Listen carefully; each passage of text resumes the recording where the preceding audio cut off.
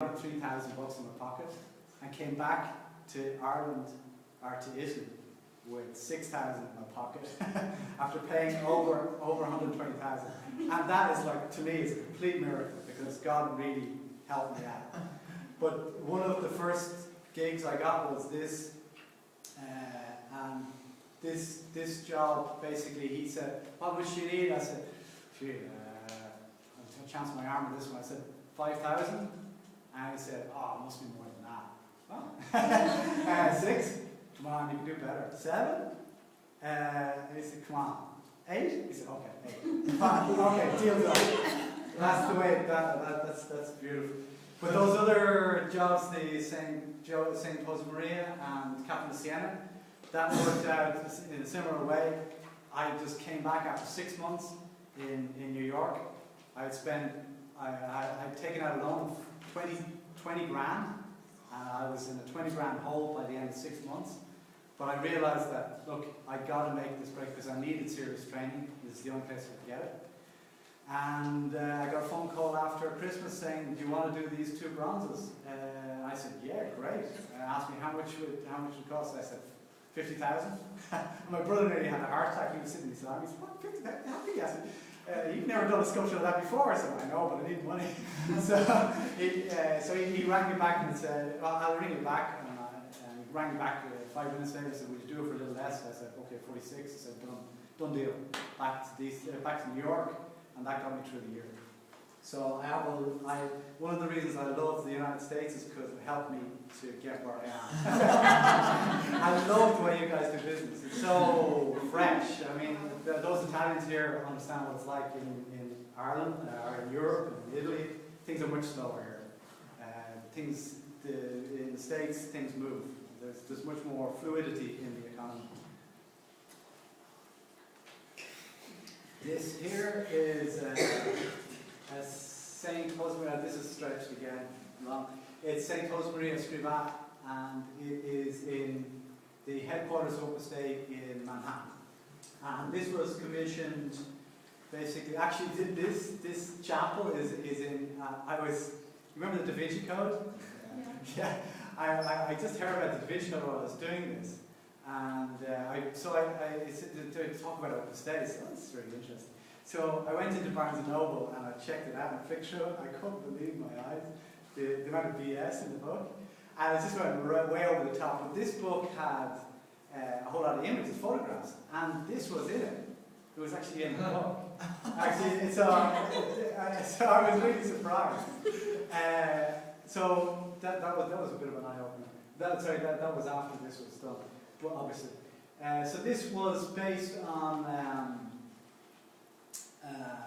a Bernini in Rome. So I did this in Rome when I moved after September 11 to Rome. And there I realized actually when I arrived in Rome, that was important. I discovered after September 11, that was pretty horrific, and a number of very horrible things happened at the same time. Some murders and suicides of very close friends. So I was totally traumatized at that stage. So I went to Rome, and when I got to Rome, I spent 3 weeks drawing the Pietà by Michelangelo in St. Peter's. And that was an incredible experience, because that was when I realized the power of sculpture as a way of healing and as a way of giving you faith.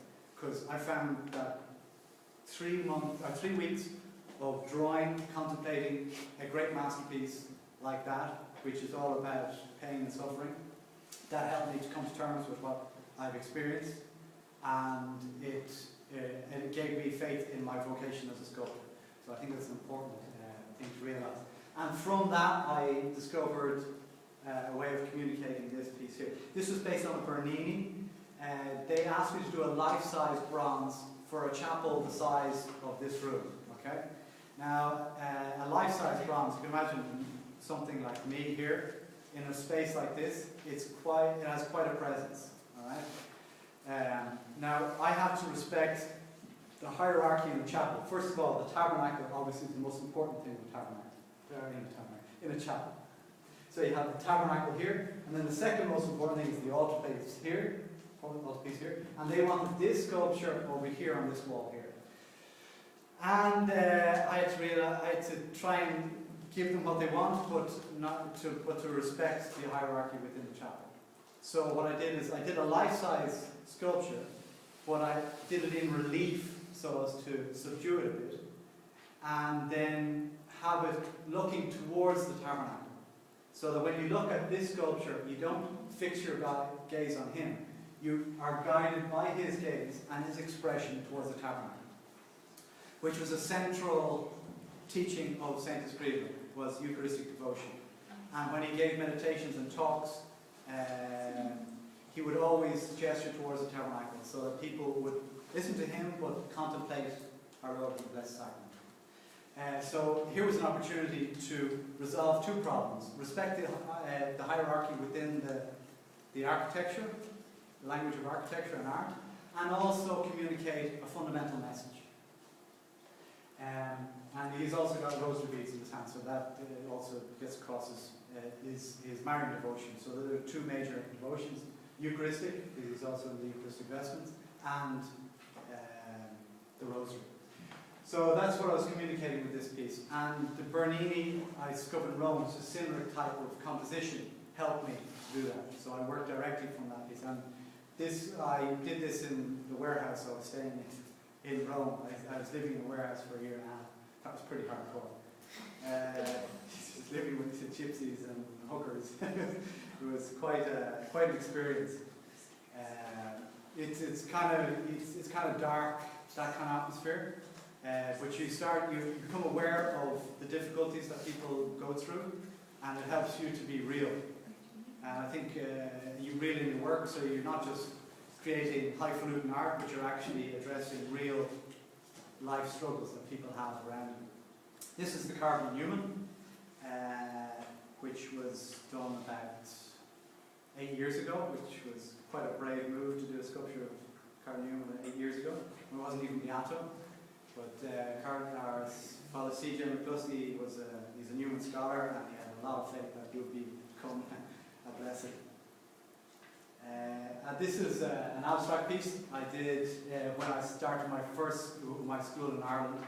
Unfortunately, I won this commission at the same time as I started school. I had 50 students to look after within 2 weeks. So that just got too much pressure, so I had to get the foundry to enlarge that, and it didn't work out too well, unfortunately. This is St. Joseph the Child Jesus, which you saw earlier on, the full bronze. This is Pope Benedict XVI, which I did for Charles Scribner again. He commissioned it during the Pope's visit in New York. And this is now in St. Patrick's Cathedral. It was blessed by Cardinal Egan and Archbishop Dolan.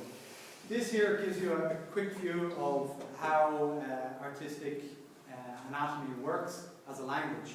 So I'll briefly go through it. There are 5 essential movements of the body. There is extension, which is this, flexion, which is that, lateral bending is that way and that way. Okay, so you have abduction and adduction, and then you have rotation. So these are the 5 major movements of the body. And what I've done is I broke down the anatomy of the human body into these 5 movements, and that makes it really easy for artists to study it as a language. Instead of learning all the names, which you gradually get to know. So that was what I did here. So these are anatomy texts which illustrate the actions of each of the muscles. So this is a schema which I've invented, which is helping an awful lot for artists to understand and to use anatomy as a language. So, for instance, this shows very clearly that there are only 2 extensors muscles, and the rest of them are flexors in the lower